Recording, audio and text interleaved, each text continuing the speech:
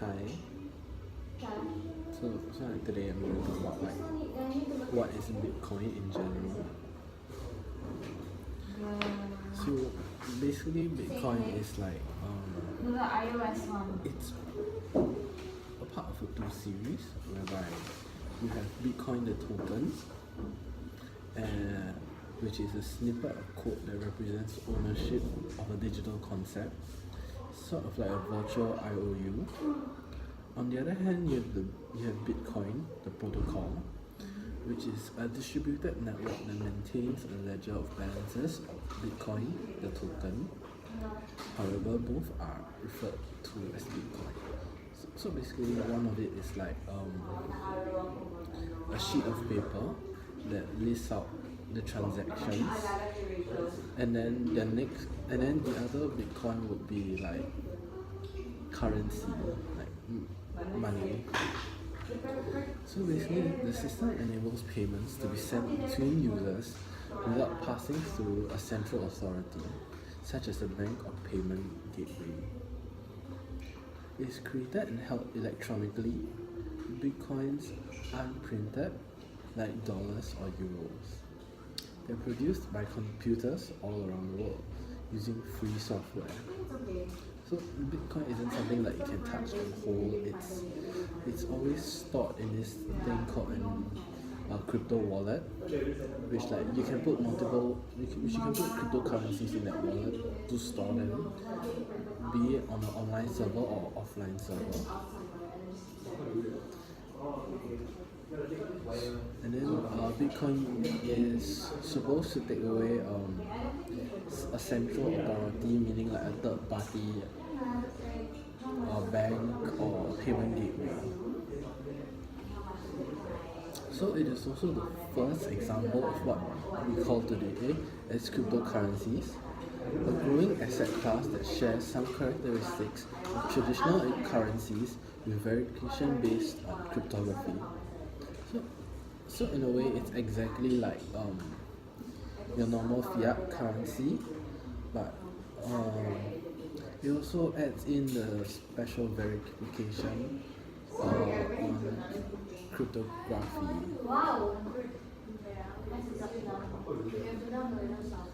So basically, who created this Bitcoin? So it's an unknown software developer going by the name of Satoshi Nakamoto, which proposed Bitcoin in 2008 as an electronic payment system based on mathematical proof. The idea was to produce a means of exchange independent of any central authority that could be transferred electronically in a secure, verifiable, and immutable way. And till this day, no one knows who Satoshi Nakamoto really is. So it's basically like an online forum, and someone by the name of Satoshi Nakamoto, that's his username, he brought up an idea of a currency that doesn't require third-party help to transfer money, but it's also a secure and safe way of transferring money. Hello. So in what ways is it different from traditional currency? So basically, Bitcoin can be used to pay for things electronically if both parties are willing. In that sense, it's like conventional dollars, euros or yen, which are traded digitally.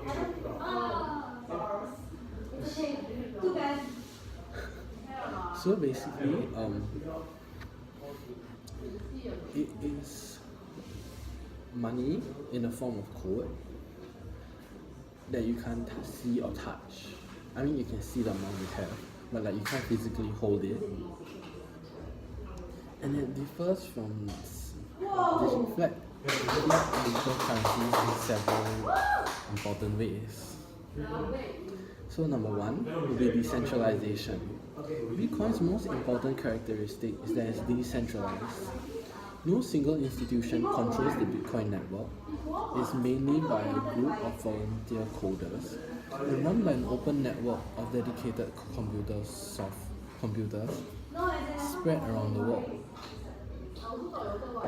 This attracts individuals and groups that are uncomfortable with the control that banks or government institutions have over their money. So basically, there's this group of people in the world that doesn't believe that banks and governments can keep their money safe.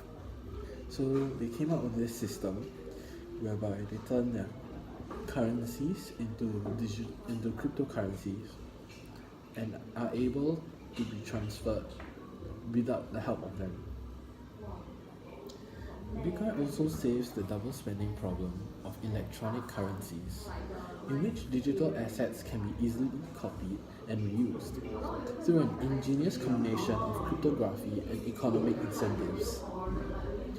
In electronic fiat currencies, this function is fueled by the banks, which gives them control over the traditional system.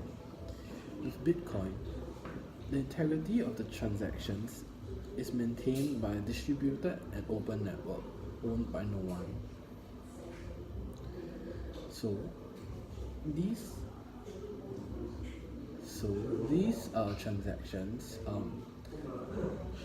are done so by the people who are already in the network. So no outside help is needed to maintain these trades, and it is owned by no one. Secondly, there's a limited supply. So fiat currencies such as dollars, euros, yen have an unlimited supply. Central banks can issue as many as they want and can attempt to manipulate the currency's value relative to others. Holders of the currency, and especially citizens with little alternative, bear the cost. With Bitcoin, on the other hand, the supply is tightly controlled by the underlying algorithm. A small number of new Bitcoins trickle out every hour, and will continue to do so at a diminishing rate until a maximum of 21 million has been reached. This makes Bitcoin more attractive as an asset. In theory, if demand grows and the supply remains the same, the value will increase.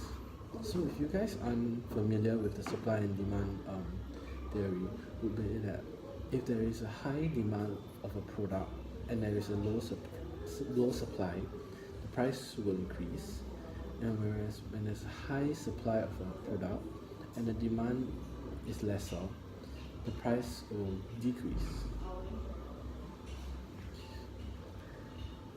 So number 3, pseudonymity, which is basically like anonymous. So whilst senders of traditional electronic payments are usually identifiable, users of Bitcoin in theory operate in anonymity since there is no central validator. Users do not need to identify themselves when sending Bitcoin to another user. When a transaction request is submitted, the protocol checks all previous transactions to confirm that the sender has the necessary Bitcoin and as well as the authority to send them. The system does not need to know his or her identity. In practice, each user is identified by the address of his or her wallet. Transactions can, with some effort, be tracked this way. Also, law enforcement has developed methods to identify users if necessary. So, furthermore, most exchanges are required by law to perform identity checks on their customers before they are allowed to buy or sell Bitcoin, facilitating another way that Bitcoin usage can be tracked. Since the network is transparent, the progress of a particular transaction is visible to all. This makes Bitcoin not an ideal currency for criminals, terrorists, or money launderers. Immutability. Bitcoin transactions cannot be reversed, unlike electronic fiat transactions. This is because there's no central adjudicator that can say, okay, return the money if a transaction is recorded on the network. And if more than an hour has passed, it is impossible to modify. While this may discreet some, which like if this may worry some people, it does mean that any transaction on the Bitcoin network cannot be tampered with. So all the money is safe whenever you've transferred, and no one can actually change the amount that you have given the person. Divisibility. The smallest unit of a Bitcoin is called Satoshi. It is 100 millionth of a Bitcoin at today's prices, about 1/100th of a cent. This could conceivably enable microtransactions that traditional electronic money cannot.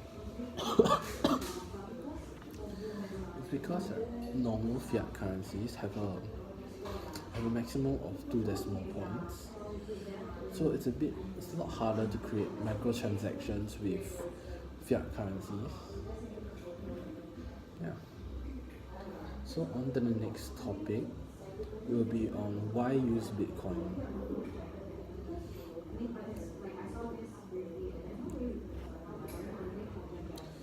Okay, so as I said before, Bitcoin was originally created as an alternative decentralized payment method, unlike international bank transfers at the time.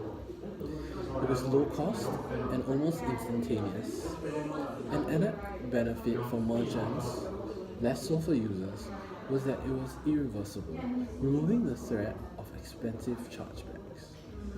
So, once you transfer the merchant your money, even if it's by accident, you can never get it back. So that's why it's better for merchants instead of users.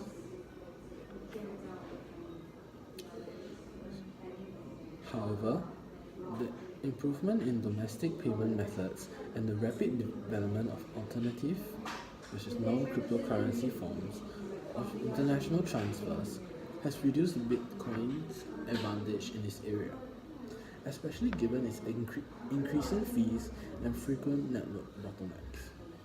So for Bitcoin, there's a limit on how much data can be sent through their servers, and also with an increasing fee, which just basically means when you transfer money, right? A portion of that money, a small portion, maybe 0.1%, is passed on to the Bitcoin's developer or people that mine the Bitcoin.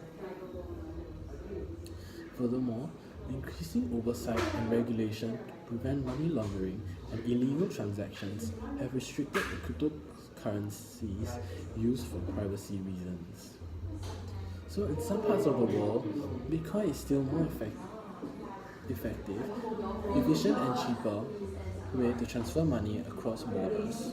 And several remittance startups make use of this feature. Bitcoin's cost and speed advantages, though, are being eroded as traditional channels improve and liquidity remains a problem in many countries. So basically, liquidity in this context basically means of how easily that they can turn the Bitcoin they send to other countries into real cash. So it's pointless when somebody has Bitcoin but no way to turn it into fiat currency. Also, a number of large and small retailers accept the cryptocurrency as a form of payment, although reports suggest that demand for this function is not high.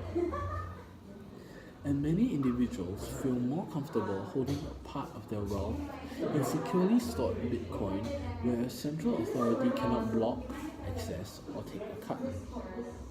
Recently, Bitcoin seems to have assumed the role of an investment asset, as traders, institutional investors, and small savers have woken up to potential gains from price appreciation.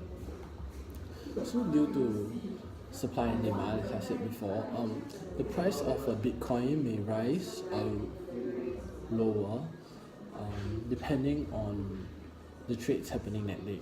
So at its peak, Bitcoin was worth $13,000. However, now it's only worth half its price at about 6,000 to 7,000 as of now.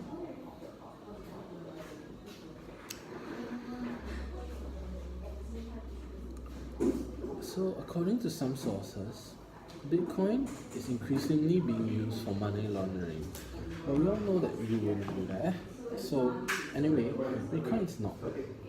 And it is commonly believed a good vehicle for money laundering, extortion, or terrorism financing, since it is both traceable and transparent, as a SPAC recent arrest can attest.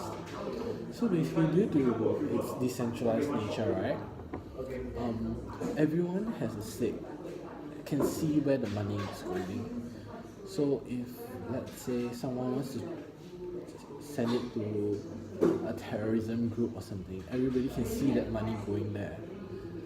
And or maybe just money laundering or escaping of taxes and whatnot. So yeah, this is why people use Bitcoin and what Bitcoin is all about.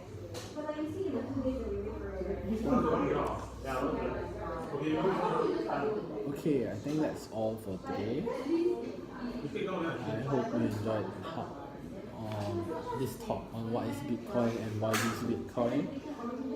Bye.